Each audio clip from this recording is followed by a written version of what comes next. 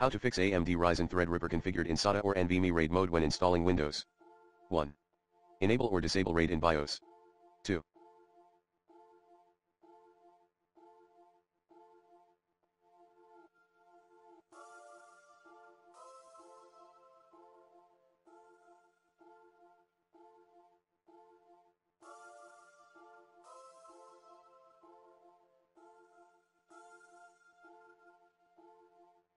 Download and install RAID driver.